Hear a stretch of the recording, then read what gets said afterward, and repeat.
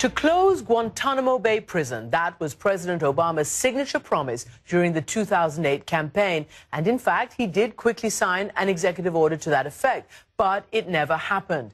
And about 160 prisoners remain trapped without charge in Guantanamo's legal limbo, even though 82 have now been cleared for transfer to their home country. And the place remains a horrible stain and a source of hatred against America. But in the last few weeks, several prisoners have been transferred. Because of a hunger strike this year by more than 100 prisoners, President Obama kicked this issue into high gear again. I think it is critical for us to understand that Guantanamo is not necessary to keep America safe. It is expensive.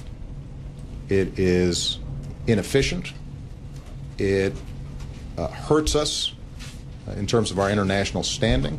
It lessens cooperation with our allies on counterterrorism efforts. It is a recruitment tool for extremists. It needs to be closed. So that was 8 months ago, and now even Congress is beginning to see reason, for the first time voting to loosen some restrictions on transferring prisoners. Now, money may be one critical factor because Guantanamo is the most expensive prison on earth. It costs the U.S. taxpayer more than $2.5 million per prisoner every year. Joining the chorus of calls to close the facility is the UN Marine Corps general who was sent there to run it when it first opened in 2002. Michael Lehnert, now retired, recently wrote an article calling Guantanamo, quote, a prison that should never have been opened. So I asked him, what are the chances that it can be closed and why he's speaking out now? Major General, welcome to the program. Thank you for joining me.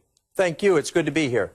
It seems, if we can put it this way, that for the first time since Guantanamo was opened, it looks like Congress is moving towards making it easier to transfer these detainees. Why is that happening now? Well, I think it's a combination of events. First, we are beginning to see the possibility of a cessation of direct combat action for U.S. military forces in Afghanistan.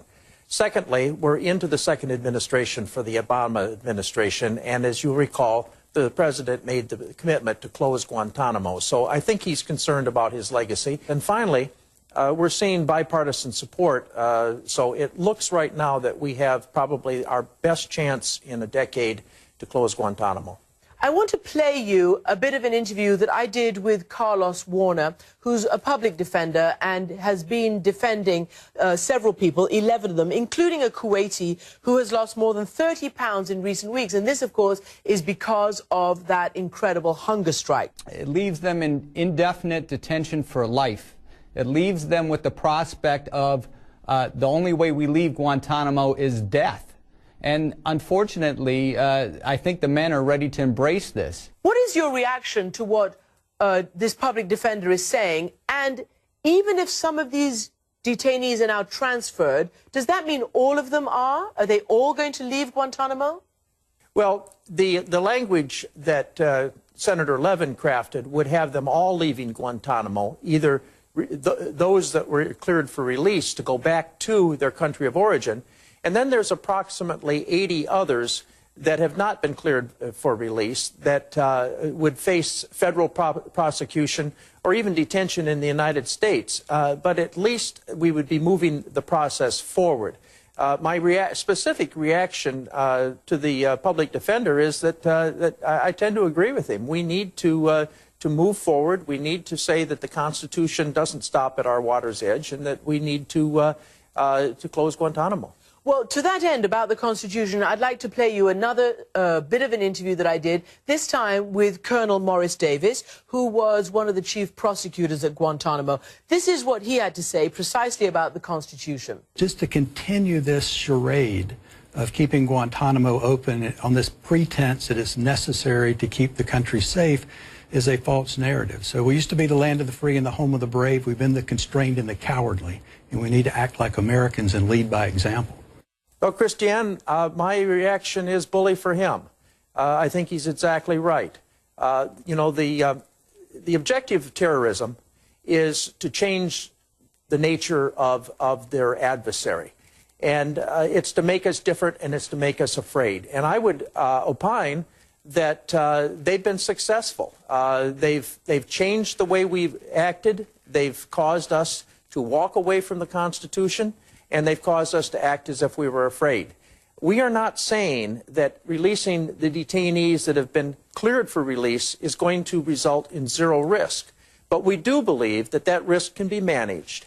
And we also believe that the fact that the Constitution, those aspirational goals contained in the U.S. Constitution and in the Declaration of Independence trump any particular risk that we might incur. You're talking about the recidivism rate, the possibilities that some of these people might go out and harm Americans or others. Tell me how you think that you can allay people's fears on that score. Well, Christiane, we have the best military in the world. We have very clear biometrics on these individuals, and we have an opportunity to let them know before that they're released. And these are the individuals that have already been cleared for release, I might add. We have the opportunity to let them know that if they decide to revert back to their old ways, then we're going to find them. And our military is good enough to do that. And we believe that the things that we stand for as a military and the risks that we have taken as a military really were in defense of the Constitution of the United States, and that the Constitution trumps any particular risk that we may incur. So let me ask you about your experience, because you went there, you were there for the first 100 days, I believe, to run the place. When Guantanamo Bay was set up as a prison, did you think that we'd be in this situation where neither national security is being served anymore, nor is America's moral leadership being served anymore? No, initially I didn't think that that would be the case. I frankly thought that Guantanamo would be a short-term event. But as I was down there, by about the second month, I realized that we were going to be in for the long haul. I also began to recognize that many of the individuals that had been sent to me probably never should have been sent there in the first place. What did keeping these people for such a long time, the whole nature of Guantanamo Bay as a real black stain against everything that America stands for, what did that do to the soul of the military who was tasked with keeping these people prisoner? Well, I think that's a great question, because my personal view is that the act of holding another person prisoner, often a very necessary act, is also a soul-deadening event for the jailer. You know, it's always important to remind these young people who have been tasked with this responsibility and who, for the most part, did a pretty darn good job.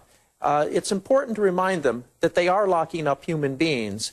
And that was one of the reasons why I made a personal commitment that I would be guided by and would follow the Geneva Conventions, because I felt that it was a very good and sound document that would allow us to at least have a roadmap for how we would operate. Well, General, you may have been the only one then, because if you remember, famously, your commander, your civilian boss, Rumsfeld there, Donald Rumsfeld, poo-pooed the Geneva Conventions and said they did not apply to Guantanamo. Was he wrong? Well, I would say that history is going to judge whether or not he was wrong. And I would say that I was given the authority at the time to apply, because there really wasn't much other policy, to apply the Geneva Conventions. And I made that personal decision to do so. And finally, I hear what you're saying about all the practical reasons why Guantanamo should be shut down and people should be transferred or tried elsewhere.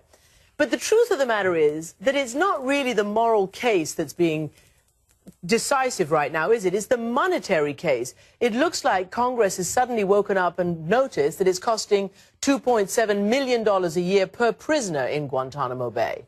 That's absolutely correct. Regardless of whether the individual has been cleared for release or not, the American taxpayers are paying $2.7 million per prisoner per annum. Now, to juxtapose that, a supermax prison in the United States costs, at the high end, $78,000 per prisoner.